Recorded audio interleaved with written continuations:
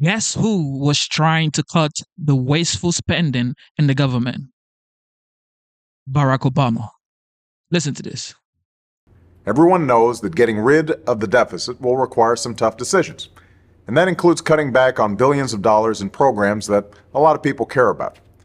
But what should be easy is getting rid of the pointless waste and stupid spending that doesn't benefit anybody. Waste we should be getting rid of even if we didn't have a deficit. Sure, some of these cuts aren't that big, but no amount of waste is acceptable. Not when it's your money. Not at a time when so many Americans are already cutting back. Just as families are living within their means, government should too. Did you know the federal government pays for a website devoted to a folk music ensemble made up of forest rangers? They're called the Fiddlin' Foresters. I'll put their music on my iPod, but I'm not paying for their website. And there are hundreds of similar sites that we should consolidate or just get rid of. By the way, you're not only paying for websites no one needs, you're paying for thousands of buildings all across the country no one uses. For the last decade, the government's owned a massive and completely empty warehouse in the middle of Brooklyn, for example. Now, the government hadn't been able to sell this building and others like it because of red tape and Washington politics that held things up for years. But we're finally cutting through all that and plan to get rid of these buildings in the months ahead. We need to step up our game. We need to go after every dime. We need to make government work for you.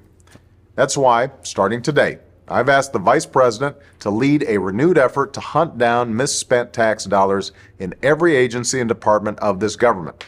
We're calling it the Campaign to Cut Waste, and I know Joe's the right man to lead it, because nobody messes with Joe. There's a new standard by which the government is going to function from this point on. The American people are entitled to transparency. Look, a lot of this depends on new, sophisticated methods, but it also, we know, depends on relentless focus on making this a priority. Focus that can't be delegated. We're holding ourselves accountable, and we're deeply committed and focused on making government function better.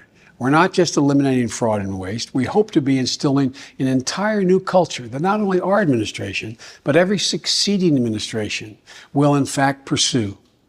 We're going to give you the government you expect and deserve.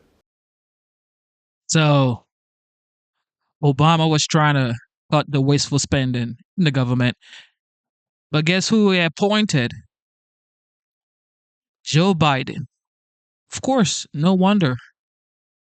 Absolutely nothing got done. Okay? Joe. Joe probably was on the bitch. But look, everybody is, especially the people on the left, they're like, well, look, Elon Musk, he's taking jobs, he's cutting off all of these agencies, all of these workers. Look, here's a proof that even the Democrats understands that there should be some sort of efficiency with the government and the way they spend money. But they didn't do anything about it. Now you have a commander in chief who makes it a priority. So, look, I support Elon. I support, the president of the United States because I voted for him. So, yeah. Let me know what you think in the comment section, though. I definitely know Joe didn't cut nothing. I tell you that much.